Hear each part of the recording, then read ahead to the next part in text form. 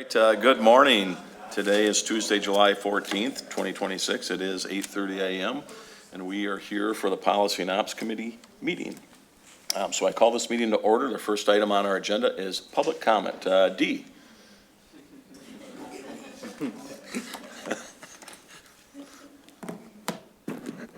How y'all doing? I'm D. Jones, passionate entrepreneur and visionary. I gotta say, shout out to my guy Lance. Years ago, I was here in this same room and I seen Lance and I said, hey, I stopped in the hall and I said, hey, would you ever have an interest of actually building esports in King County Libraries? And he said, it sounds interesting. He gave me his card and I hit him up, and then, the rest is history. Esports has been a beautiful thing. I've seen some data on some of the events, and I've seen like 80 people were like at this event at the library, which is crazy.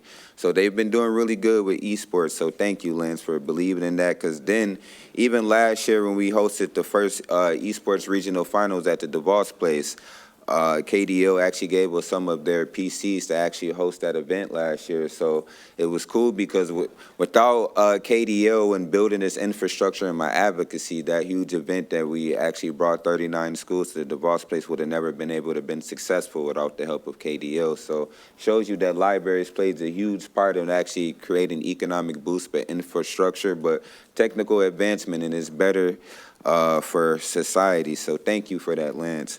Also, my birthday was a couple days ago, but today is Gerald R. Ford's birthday. And so happy birthday, President Gerald R. Ford. That's actually one of my favorite presidents. And I am actually going to go to that ceremony today at 9:30. I usually go to that all of the time and, pay my love and my dues to the president because I believe he was a good guy. Besides being one of the most powerful human beings on earth, he was actually a really brave and humble human being. So happy birthday, President Gerald R. Ford. But I got to do a 3-on-3 July 11th, and it was super fun being able to get our neighbor organization to get the sponsorship of the GR Gold. We actually had 11 teams. I was actually surprised because, you do an event and you just never know if people are going to show up. But we were able to give out $1,000, bring in 11 people. I mean, not 11 people, but 11 teams to Richmond Park. And we got to activate the park. And the cool thing about it is Independent Bank sponsored that. They were the title sponsor, but now they're giving us $5,000 to host the next one, which will be 7/20 for 2027. So already planning that. And then we're already planning the esports regional finals where we're looking to bring 50 plus schools and 2,500 gamers through this organization called Sidale Gaming, which is a professional gaming organization. So we're already planning the TV interviews for late October. So super exciting stuff. Excited to pioneer, to continuously focus on the vision and show people what I can do because I'm a visionary, I'm a natural leader. In high school, I actually led my team to the state championship, the district and the state title, and that was in 2013. So I've been leading and pioneering for a long time. Thank you. D, real quick, did you lead your 3-on-3 team to a championship the other day? Organized. Okay, all right, just checking. All right. Anyone else for public comment? All right, next item on our agenda is our special order of business. We have 2 items on here today. Might know that Taylor gives them a heads up. We do have a 9:30 meeting right following this one. We have a lot on our agenda, so I'd like to get through this. So 10 minutes-ish if we can. So our first items on our agenda is Facilities Management Annual Report. Tim.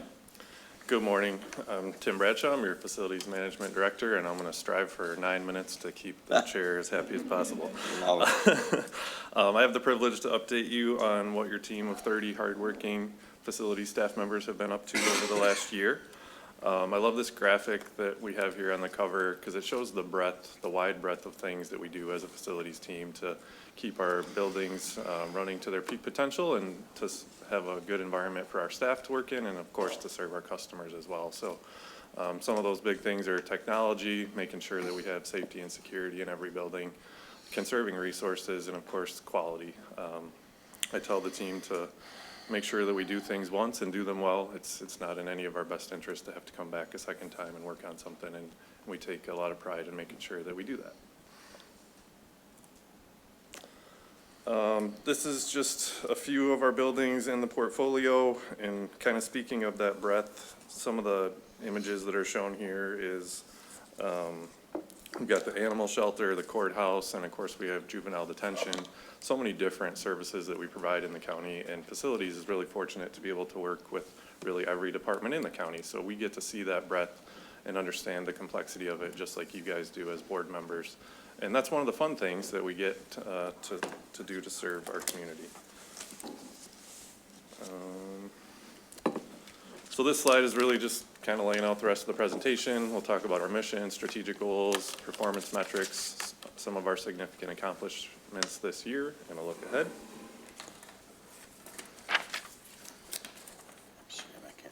So our mission is stated here. I'm not going to bother reading that for you, but the core of what we do is really customer service.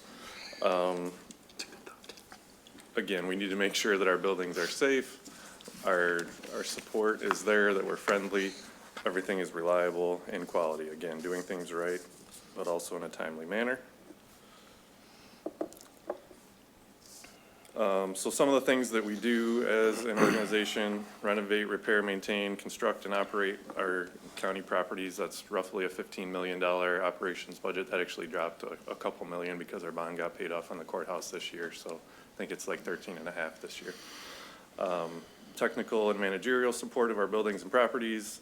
Capital improvement projects, we've had on average about 8 million annually over the last 5 years, and we take that investment opportunity really seriously and appreciate that the board gives us that opportunity.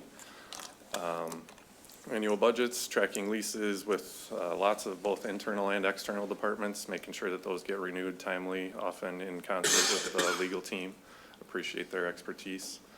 And administering contracts with multiple vendors. Certainly our team of 30 does a lot, but we also have a lot of trusted vendors for HVAC, cleaning, other things throughout our buildings that are a big part of our team as well.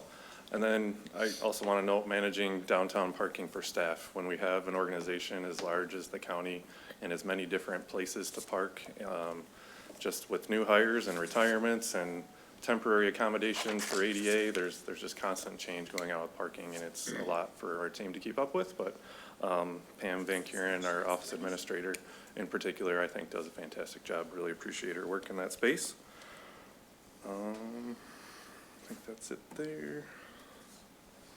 So our strategic goals, again, won't read them kind of word for word, but we want to maximize value in which properties we own and why we own them to provide effective service. So that's been a pretty heavy lift this year as we continue to explore new properties and how they might fit into the county portfolio, and making sure that we're providing wise investments into the future. And then our second goal has to do with safety. Every building needs to be safe for us to provide a good environment for staff to work in and to serve our customers. So that's our top priority every day. We want to make sure that every building is safe for anybody that enters. Some key performance metrics. This top one really just relates back to that capital investment on a year-to-year basis. There's a little bit up and down to it, but pending some potential future project approvals, there might be a huge up in the next year or two here. So again, really appreciate the opportunity to maintain our buildings and the reinvestment that the county gives us kind of on an annual basis to make sure that we're doing that well. And then the second one down below with the blue and red line is an energy use graph for the human services complex. The red line is our natural gas use, which kind of makes sense. It peaks in the winter and is almost zero in the summer. And then the blue line is electricity, and that's an opposite use. That peaks more in the middle of summer when we're running the air conditioning hard to keep the temperatures cool, and lowers a bit in the winter. One thing I wanted to note, that building opened back in 2009, and since that time, we've been able to reduce our energy costs by 33% by optimizing, all of our different systems and making sure that that building is really well run. So, it was really good when it started on day one, but we found even better tweaks along the way to save a lot of costs. So kudos to the team that has managed that building over all those years.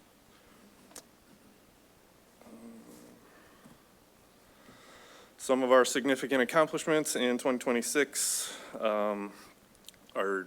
we've been looking at property downtown, kind of evaluating what that might look like. replaced some air handlers in the health department, which again are greatly improving energy efficiency.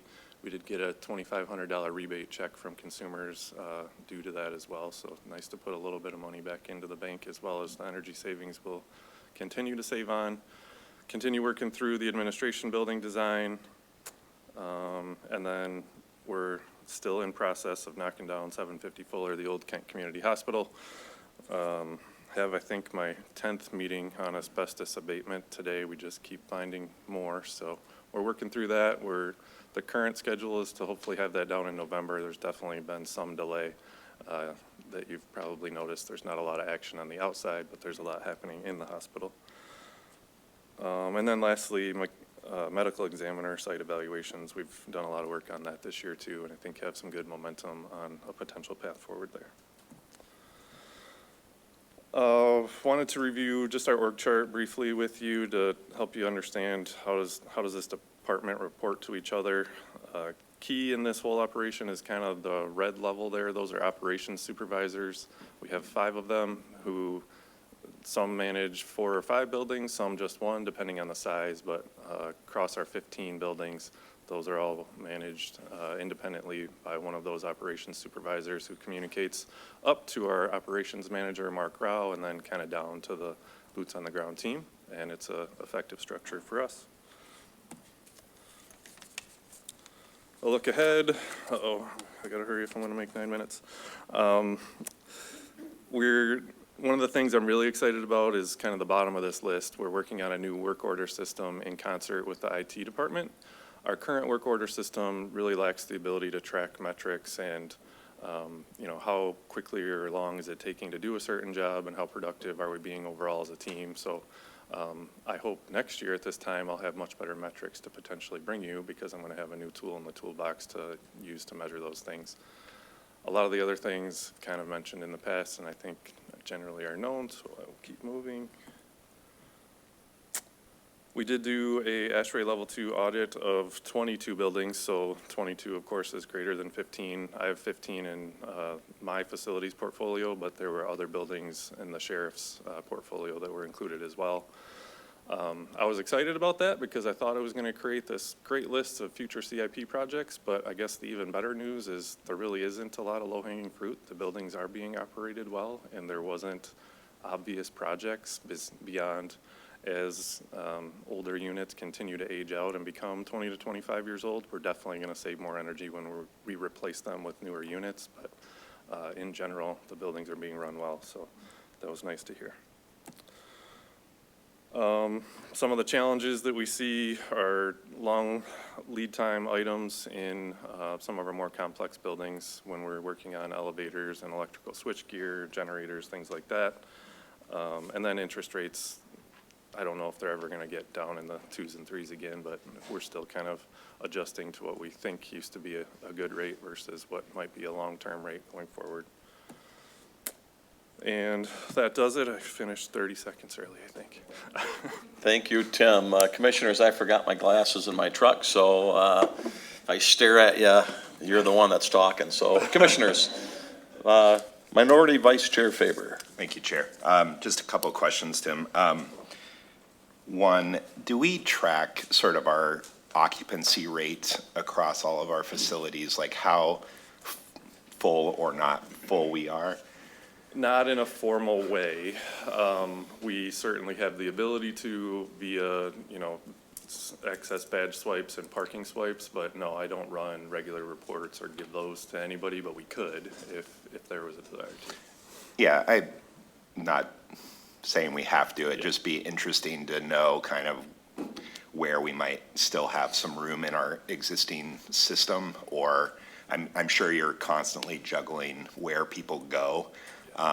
But yeah, visually, it might be interesting to kind of see that. I guess a quick response, at 82 Ionia, for instance, we have 110 parking spaces there for staff, and because we know that not every staff is going to be there every day, we program it more at 135 because people are either working from home or sick or on vacation, and we can get, better optimization and use out of that full deck. Thanks. And then just 2 quick ones. with the energy audit, I too was kind of hoping we'd get some opportunities out of that. Can we see that report as finalized now? And two, were there any high-hanging fruit, or were there any things like goals or thoughts? What else did we kind of learn? Yeah, we do want to just take a look at controls in general across all sites. So we're kind of taking a deeper dive on that right now, making sure that we don't have air handlers programmed at, say, 100% air exchange, which we would have done in COVID times because that's what we needed to do to have really, really clean air. But, now that we're beyond that, we want to make sure that things are getting set back to their normal set points for that type of energy efficiency. There were a couple of particular units that were kind of aged out, and they recommended you should replace these 2 or 3 things first in your upcoming CIPs. So I guess that's the couple that I would bring. Great. And then finally, I think for now, so what is the youth detention or juvenile detention center? Is that one of your kind of core facilities that you manage, or is that managed in partnership with the sheriff? Where does that live? I Yeah. see that we, are investing, but that one's still a little bit of an outlier in my mind in terms of who's responsible. Yep, that does live exclusively within my team. Dan Vivian is our operations supervisor there. He does an awesome job. There's certainly a lot of crossover with the sheriff team, so we're in regular communication, but funding and operations does fall within my facilities management Okay, team. great. Thank you so much. Commissioner Steck. Thank you, Chair Burrow. Good morning, Tim. So you're responsible for a lot of things, and we'll be talking with you, I'm sure, a lot as we go forward on the strategic plan on the new facilities, if all goes well. But I'm wondering, so when I first became a commissioner, I think it was the first year, I did a tour of 82 Ionia and was convinced almost immediately of the need to immediately bring that building to a demise. But here we are, we're still using the thing regularly. I know the plan relative to where we would go if we make the decision to move into a new facility. What's plan B if we don't move into a new facility on Fuller campus? For that building? Sure. So that building really is kind of independent to, well, that's not true. I think I would bring a significant amount of capital improvement projects really focused on that building and that would really change the vision for what the board has had for it, over many years. If we were gonna potentially keep it, it needs a lot of attention for sure. So we on average have about, I think, 9 million available for CIPs annually. I would probably need at least 6 of that, 3 years in a row to try to bring that building back to what I would call county standard. So is the thinking that if the decision of the board is not to move ahead with a new administration building on the Fuller campus, we would then turn some attention to renewing and restoring 82 Ionia? Well, there's really kind of 2 potential paths. If we were to purchase a different building downtown and potentially renovate that for the departments that currently exist in 82 Ionia, that would be a faster path forward, even than potentially remodeling this building. So that's Plan B. Sure. Restoring is Plan C. I would, yeah. Or E. Yeah. Or X, Well, Y, or Z maybe. Yeah, I get that. You have to do something with it. Yeah. I would be, one of the commissioners would be very skeptical that we can cost-effectively renovate that building for long-term use under any circumstances, but we'll see what your magic pulls. Yeah, I hope in the next couple of months to bring some strong recommendations forward that make a lot of economic sense, and I think you'll be pleased. So my second question, thank you for that. Second question, previously I kind of tracked more closely what was happening with the Fallsburg Dam, and I kind of lost track of that. I haven't heard anything in the news, so I guess that's good news. But can you just quickly, where are we on that? Yeah, we continue with design for reinforcing the spillway and the gates, so kind of the center of the dam, the concrete portion. We did invest about $2 million in the embankment portion last year, and that is really solidified and strong now. Unfortunately, the design estimates are somewhere in the $6 to $7 million range currently, based on the amount of work that we would need to do for the cofferdams that Eagle, the DNR, and FERC are requiring for the bypass flows of the water while we would be working on the center of that structure where the water goes through. So that was a lot more complex than we had first thought. We have approximately $2 million left in funding, so we're working with the permitting agencies to see if there's anything small but productive that we can do with the funding that's left, and we want to bring the design really to completion to ensure, is 6 to 7 million really accurate? Can we get to 4.5 or 5 or something else? And then at some point, I will be coming back with future CIPs or, additional funding requests, because we don't have the funds to probably do everything that the design team and the regulators think needs to be done. Is taking it down still a potential option or not? Are we past that? I mean, it is an option. I think there would be some minor political fallout. We did just invest $2 million in the sides of it, and to take it down would waste that portion of the investment. But, anything is possible. Lose 2 million or spend another 5? Right. Okay, thank you. All right, any other commissioners? Commissioner Hennessy. Looking more optimistically at moving the administration building, where do we stand on the design phase?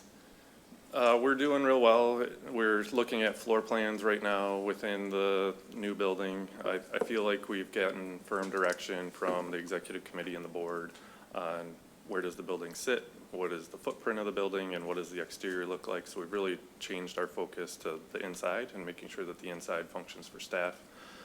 We met with the clerk and treasurer team a couple of weeks ago. We just met with the sheriff yesterday to talk about security, and we'll plan to meet with the remaining departments again for probably the 3rd or 4th time on floor plans, but this is a different revision and looks a little bit different than the past. So in general, it's going well.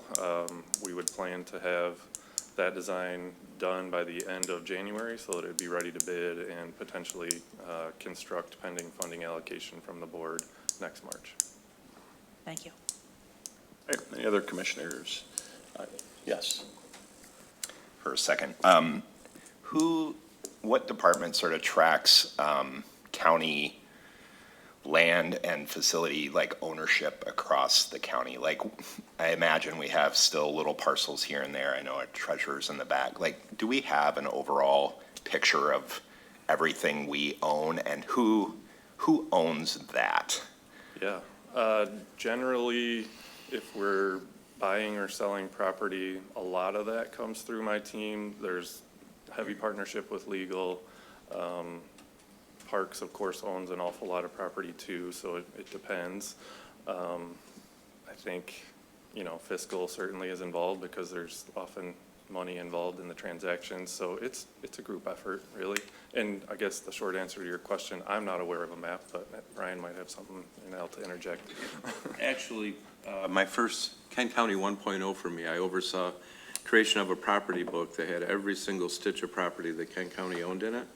I don't know if that was maintained. That was actually equalization that put that together for us, but certainly it's something we could update. I'd be really curious, especially as we think about some of our broader community goals around housing, around childcare, around just a lot of different, it'd be helpful to sort of, if we've got still some one-offs out there that we know we're never going to develop or have a plan for, that might benefit some of these other initiatives that are going on, I'd really welcome that conversation. And then just as a closing comment, the Rapid and the YMCA and the Kellogg Foundation and others just opened up a daycare center at Rapid Central Station.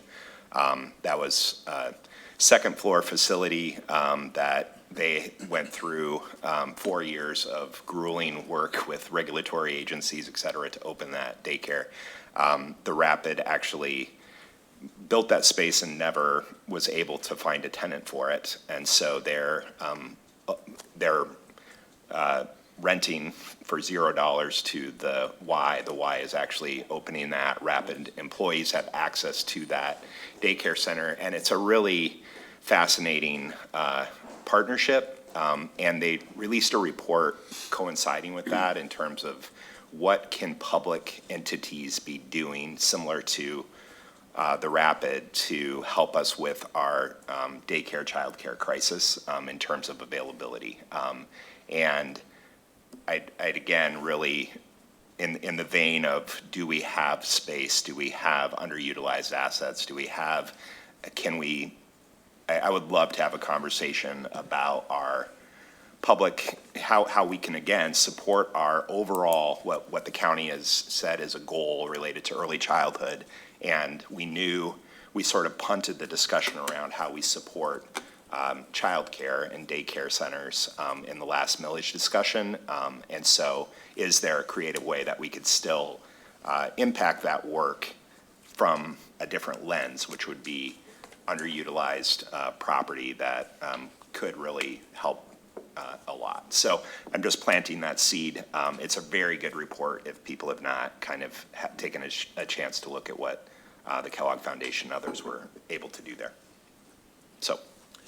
Al? Yeah, I'll just mention, council did confirm that the book has been kept updated, so we do have that resource.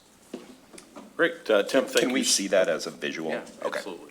Excellent. Tim, thank you so much for your report. Our next item on our agenda is the Kent District Library. Lance, Executive Director.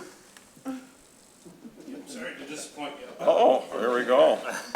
So He's punting. he'll be coming up. So my name is Pete Dykhuis. I do appreciate and the privilege for all of you allowing me to serve on the Kent District Library Board. I also serve as the chair of that board and on the pension board as well. I represent Granville and Byron Center. It's been a great 7-8 year ride. I have spent more time this summer in the libraries than I ever have before. My youngest is going to Grand Valley. At first, he was going to be an anesthesiologist, and I thought I had my retirement plan secured. He has now decided to be a theoretical mathematician professor. So I've had to rethink all of that, but he's spending his time at the Granville branch doing cup theory research on a grant from Grand Valley. Now, I couldn't tell you what cup theory is. It does have to do with cups. I've seen some graphics, but long story short, I'm spending a lot of time there, and when I'm not focusing on his ramblings of theoretical stuff I can't understand, I'm able to spend a lot of time watching what's going on both there and when I'm over at Byron and at Plainfield and the others. And summer's a great time at the library. It's just the amount of traffic that's there is incredible, and it's kind of ironic.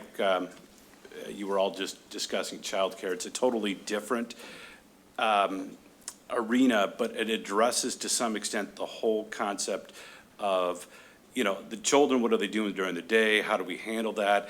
And the amount of families that are in there, and not only with their mothers or parents, but as groups coming to these facilities during the day and enjoying it as with the summer reading program and things is just incredible. So thank you for the support that you all have long-term had for the libraries and entities of that nature. Appreciate that. Very proud of the staff at the library. Lance has done a great job. Our job at the library is basically to empower him. Sometimes, tamp down on a little bit of the excitement, but for the most part, make sure that he's got the tools he needs to execute on that vision, and he's built a great team around him. So without further ado, unless there's questions for me, which I probably don't know nearly as much as Lance, I will hand it over to Lance. Oh, I don't know if I know all that stuff there, Peter, but anyway, hi, my name is Lance Werner. I'm the Executive Director of the Kent District Library. It's very nice to be with you here this morning. I want to thank you for your service. I know public service isn't always an easy thing, but you guys do a heck of a job. I'm proud to live in Kent County and be part of the Kent County family. 2025 was a great year at KDL. Our numbers are all well, not all, but mostly trending the right way. We had 1.9 million electronic circulations through Overdrive and Libby, which was a 17% increase over the prior year.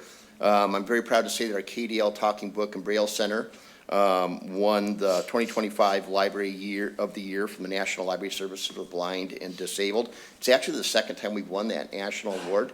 We won it in 2015 as well. That department, that service is run by Shelley Rosine. She is our Talking Braille and Book Center librarian. She has a real passion for the work. And I think I've mentioned this to you before, but we are the regional provider for Talking Book and Braille services. We serve a 4-county area, and Shelley is just dedicated to making sure that people that are struggling with visual issues still have access to material. We have all kinds of Braille books and wonderful things. We send out books on tape, although they're not on tape anymore. But she does a fantastic job. We had over 20,000 young readers complete our Summer Wonder program last year. We're on track to surpass that number by a lot this year.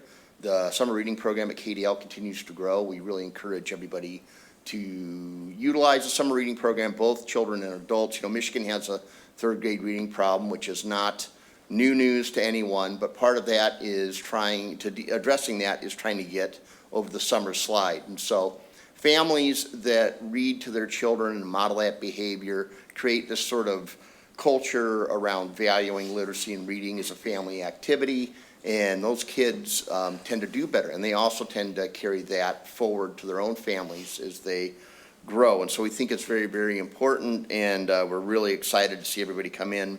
And part of that is, you know, it dawned on us that hungry kids really aren't well positioned to utilize the service that we offer. And so several years ago now, we partnered with Feeding America last year to address summer food insecurity among children. Last year, we gave out almost 29,000 meals to kids, which is amazing. It's kind of sad, but what's even more amazing is that we've already given away over 35,000 meals this summer, and the issue doesn't seem to be going away. So I feel really blessed and grateful that the library is able to partner with Feeding America to connect food with kids, to make sure they have full stomachs and are better able to utilize the service. And we are engaged with the county and others around dealing with the issue of food insecurity. I want to thank you, and particularly I want to thank Al and Al's leadership and the folks at the county that are working on this issue.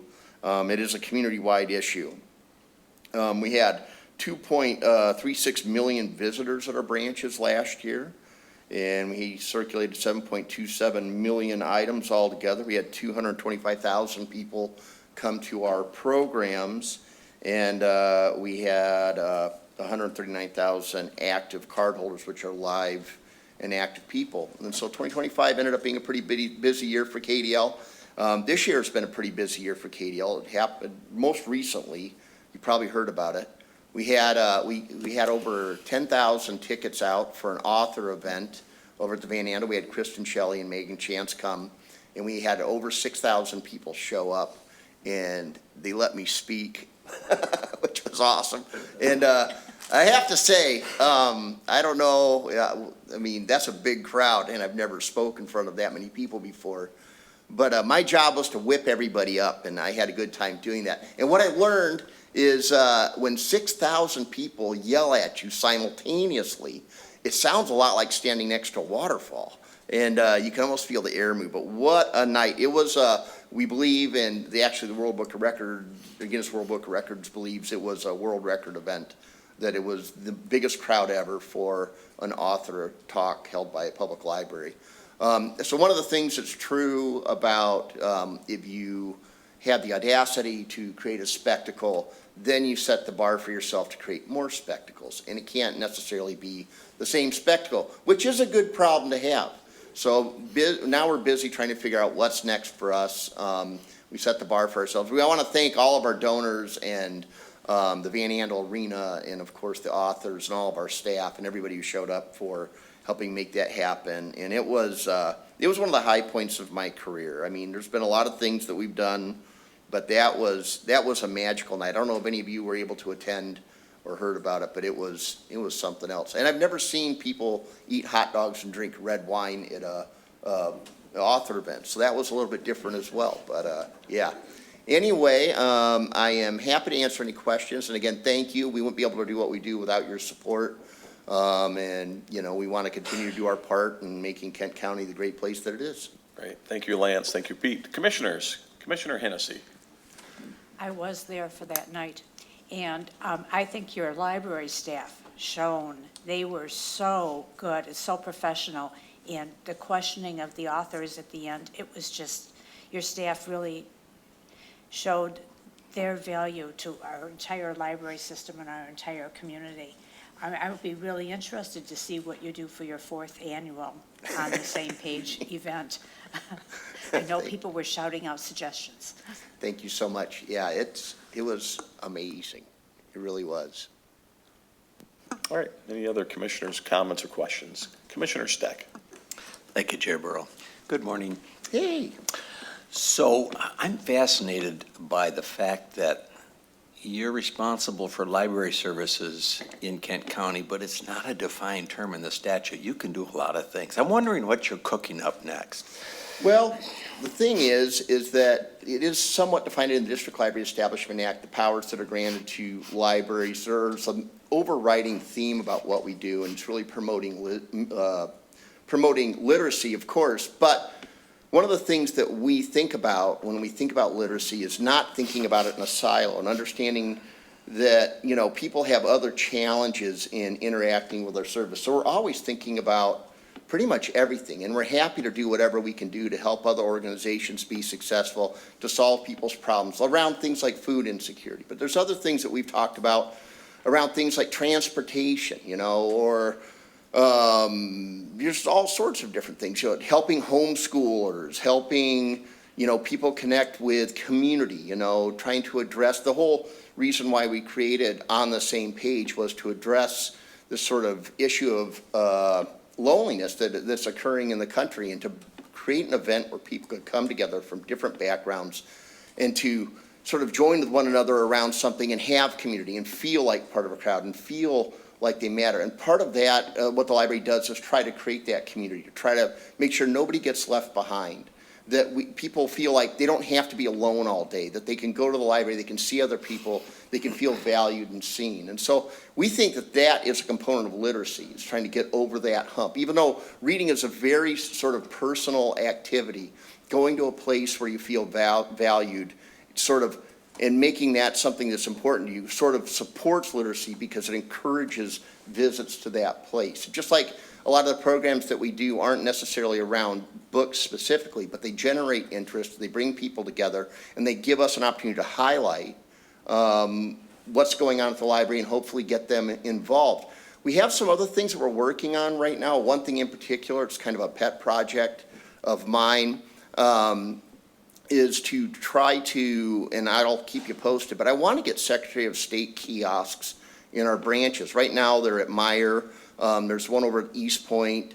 But wouldn't it be great if people could just come to the library and get their ID or renew their tags or renew their driver's license or get a driver's license, and at the same time, we can get them signed up for a library card in the point. It's more in the place. I mean, we serve a jurisdictional service area of 785 square miles. We have 20 branches, so the library is going to be a lot closer for a lot of people. And if you're going to go there anyway, what a great service would that? We think there would be great service to offer at the library. And so just things like that, we're willing to consider almost anything, you know, as long as it's sort of generally in the area of literacy. We want to make sure that people feel welcome and that they feel represented and that they feel like they're part of, you know, a family, that no one feels alone. And so, I mean, it's kind of a whole universe of stuff that sort of is either directly related or in the universe of supporting literacy. But more than anything, you know, our saying is we exist to further all people through kindness, empathy, and love. And I think if I was going to say, what's the soul of the Kent District Library, what guides our operations, it's that. You know, it's that we want to, you know, really try to do whatever we can do to pick people up. We don't envision ourselves at the top of any pyramid. We envision ourselves at the bottom, pushing everybody else up. And we want to make sure that nobody gets left behind or do whatever we can do. It's a lofty goal. we're never going to achieve that. But I think that it's a blessing to have impossible problems to work on. I mean, if we didn't have impossible problems to work on, why would we even bother showing up every day? I get bored. So anyway. Well, I was thinking of pushing all of our impossible problems over to you because, Bring them on. but more seriously, following up on Commissioner Faber's inquiry about childcare, I'll confess that when I have to watch my 2-year-old grandson, I cheat. I go to the Granville Library and spend a morning in storybook time, and it's a phenomenal program, and it keeps his attention for, I don't know, 3 hours. It's amazing. And so I'm beginning to think, you could do that for a lot of kids at a Yes, lot we of could. times, and something to explore at any rate. As long as we have this sort of intimate meeting among friends, I have an idea. I really would like to see. Sorry I started that. Yeah, Chair. I would like to see that happen, and I would like to see the library and the museums and the zoo all work much more closely together and try to sort of have combined, layered efforts. I mean, we do things over at the museum now. We're working on trying to do things more closely with the zoo, but how cool would it be? I mean, if we all sort of came together and we had, say, at the zoo, we had this new exhibit, and we could have library programs there, and there could be reading and learning that happens there, and the same thing at the museum, or the museum and the zoo could work together, or whatever, to make it easy for people, because we believe that water, electricity, and people move along the path of least resistance, and what's easy gets done. And so if we can combine our services to provide a greater value, and it's easy to access, people will benefit more. It'll be a greater value to our area. And it's also sort of revolutionary, and I mean, we're Kent County, we like to lead, so let's lead. So if you guys want to go down that rabbit hole with me, just give me a call. I'm here all the time. I'm happy to talk. Great. Any other commissioners' comments or questions? Yes, Minority So Vice Chair I know Faber. one potential limiter on this is sort of the agreements between townships and KDL and facilities and what's within you and what's there. Can you describe, can you just describe what that relationship Sure. is with the townships and where some of those lines might be? So, yeah, I'm happy to describe that. So the way it works in KDL's jurisdictional service area is the only building that we own is the service center, and we own the bookmobile. And then the municipal units own the buildings wherever they're located. And so think of KDL as a service provider. We're more of the service. We don't really take on the buildings other than the service center. The municipalities, run the buildings and then have, through agreement, contracted with us to provide library service. Now, you bring Grand Rapids, Cedar Springs, and Sparta into the mix, and you're thinking about the whole county. They are established under different establishment statutes, and they are individual autonomous entities. They are not part of KDL, although we do all work together because we're part of the same library cooperative. But I would like to see greater crossover with the different libraries in the county, too. I don't see a lot of use in, over-replication of efforts. I think that there are efficiencies to be gained in a higher level of service. I'm not proposing KDL runs the world, but I really would like to have a greater, and I'd like them to be more involved with us. I'd like for us to be more involved with them, and I'd like us to all get together and decide what do we want to create together and start thinking of things more broadly, because I feel that that would be a benefit to everybody. And, I don't think you always have to look to a bigger entity to learn something. I think you can learn something from anyone. And so maybe there's a revolutionary idea that we're missing out at that's happening at Cedar Springs right now. I don't know. But we don't know until we start having these talks. So that's the way it happens. So I'm just open invitation, anybody, anytime. If you want to go do some crazy stuff, please give me a call. Commissioner DeBoer. Thank you, Chair. Thank you, Lance, for being here. I appreciate your heart and your passion for this. I do have a little bit of a cautionary advice of just, our taxpayers are funding a library, and while I want to be able to do a lot of these things, they're primarily, the tax money is primarily for a library. And I love your passion, and I love that you want to do as much as you possibly can. I think there's ways we can do that, but I just want to make sure that we're also staying focused on what our major task is. So. Thank you, Commissioner. I appreciate you and appreciate your support. All right. Any other commissioners' comments or questions? All right, seeing none. Lance, Pete, thank you so much. Thanks for educating and reading to Kent County. So again, appreciate your efforts and your work here. Thank you. We love you guys. We'll see you next year. Great, thank you. Next item on our agenda is approval of our minutes. Can I have a motion? Motion by Morris, supported by Steck. Any comments, questions, changes? Seeing none, all those in favor, please say yes. Yes. All those opposed? Last meeting's minutes have been approved, and because corporate counsel said I could not take A through I in one motion, we will take these separately, because I did ask that question. So our next item on our agenda, I know that doesn't surprise anybody here. First item, Human Resources. This is the meeting of Amy. So Amy's going to probably be parking right up front. We have questions. Hopefully everybody read their packet. First item on our agenda here for actions, Human Resource 2027 Management Pay Plan Pay Changes. So this is recommended that the Board of Commissioners approve the requested updates to pay ranges, wages, and pay practices within the management pay plan as described below. This will go to Finance and Infrastructure on the 4th of August and then full board on the 13th. Can I have a motion and support, please?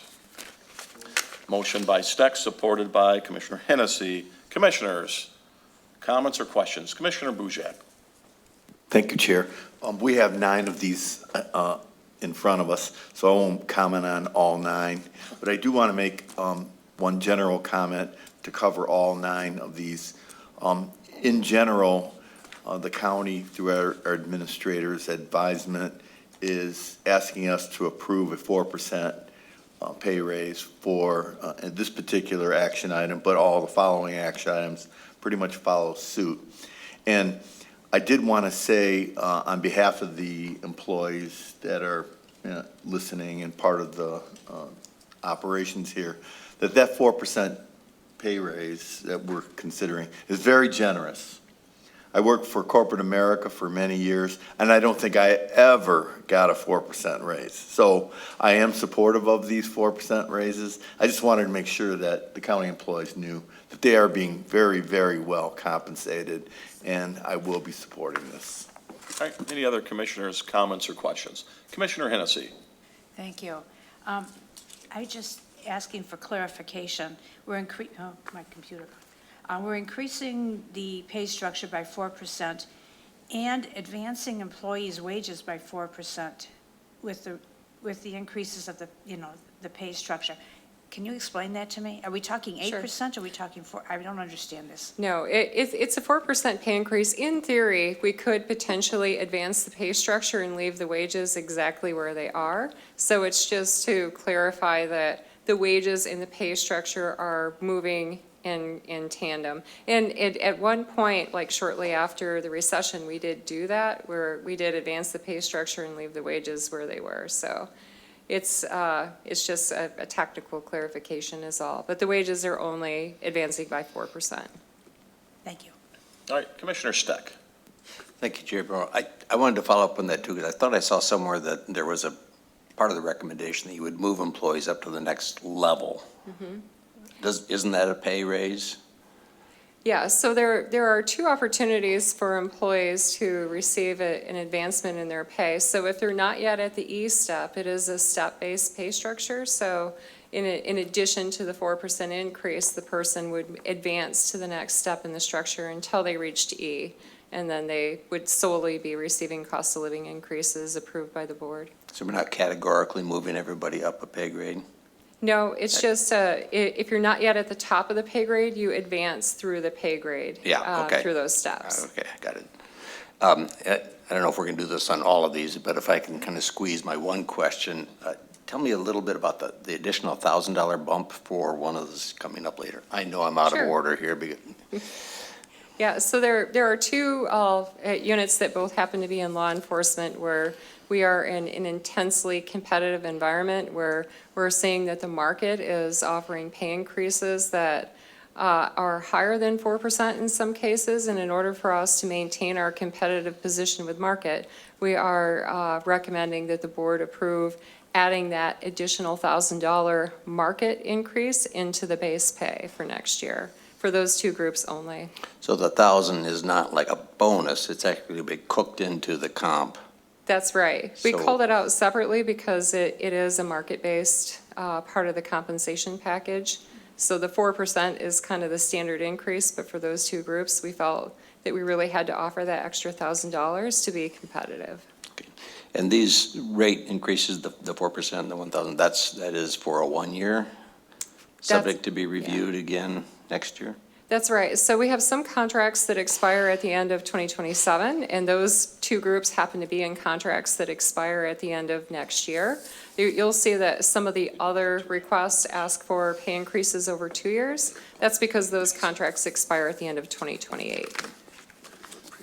All right, Commissioner Hennessy. Thank you again. Can you explain the shift differential in beginning at 2 o'clock? And it goes from 50, it's doubled, from 50 cents extra to $1 extra.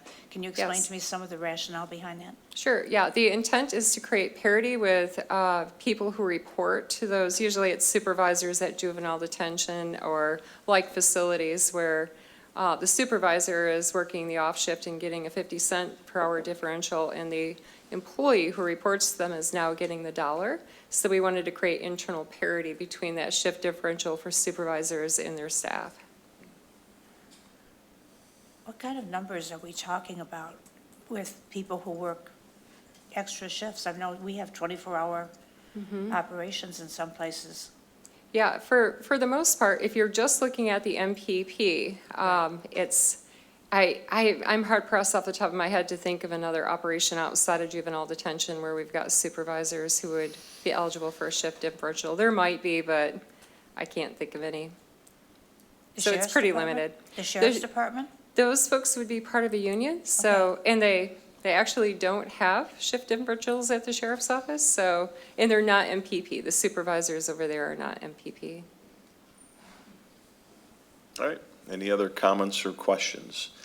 Seeing none, all those in favor, please say yes. Yes. All those opposed, that item has been approved.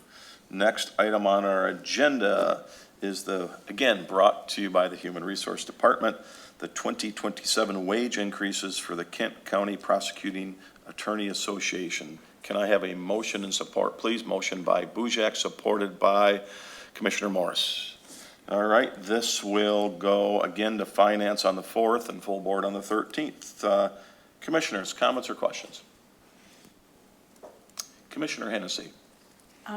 This looks like it's just a one-year type of agreement. I thought are we moving more towards multi-year agreements? Or are we, there's a lot of them here that are just one-year agreements, it appears. That's a good question. So with the structure that we have in place with our union contracts, we have usually about 3 years into either a 4 or 5 year agreement. We try for 5. Sometimes we can only get agreement to a 4-year contract.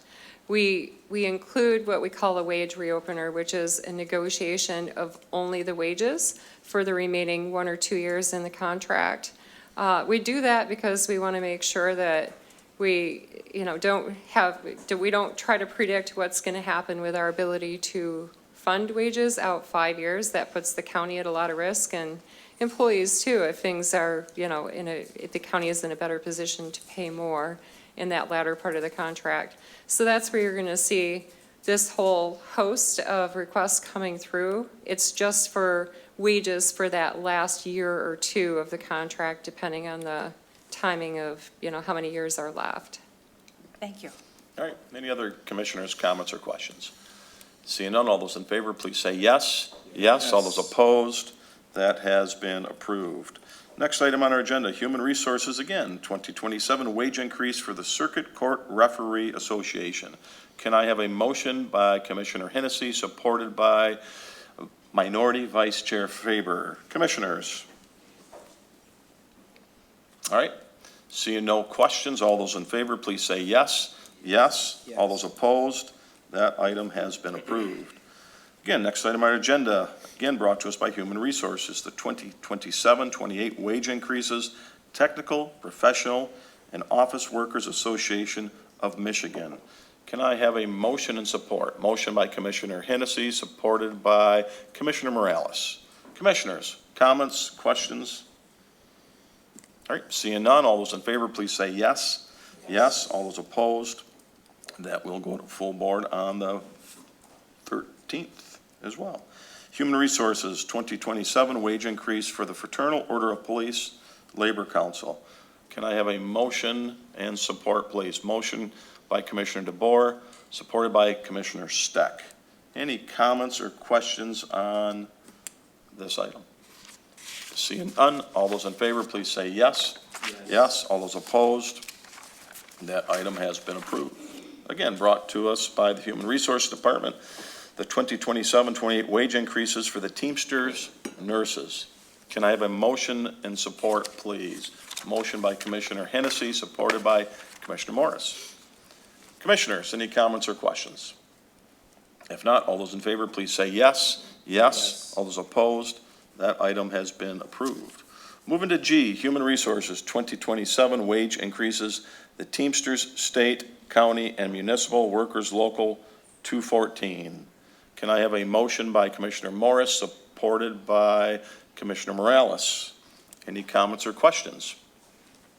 If not, all those in favor, please say yes. Yes. All those opposed, that item has been approved.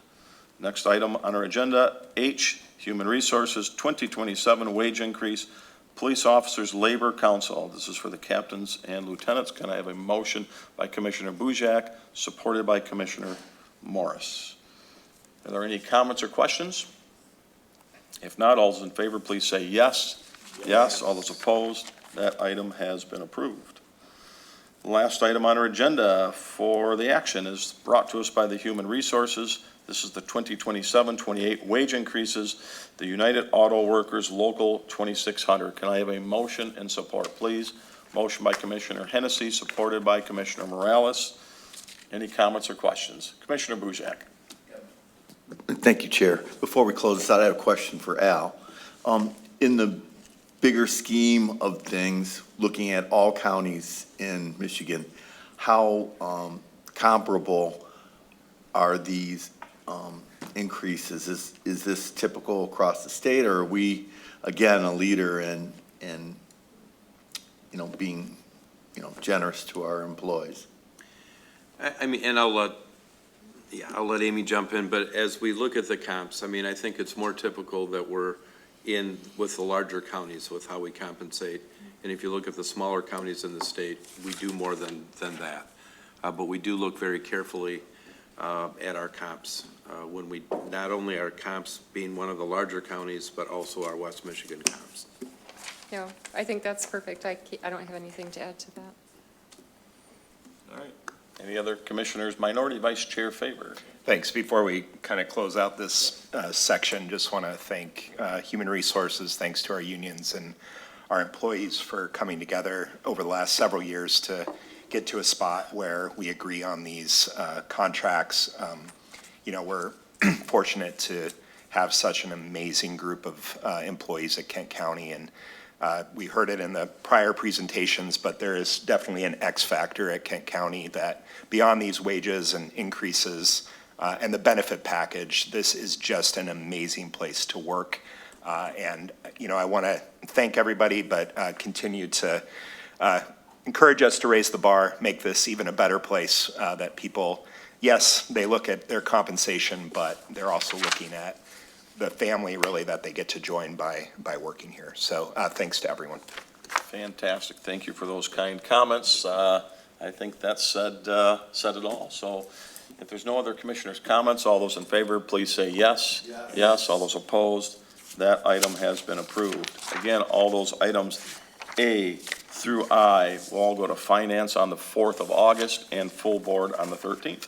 Commissioners, any comments or questions? If not, meeting is adjourned. Thank you.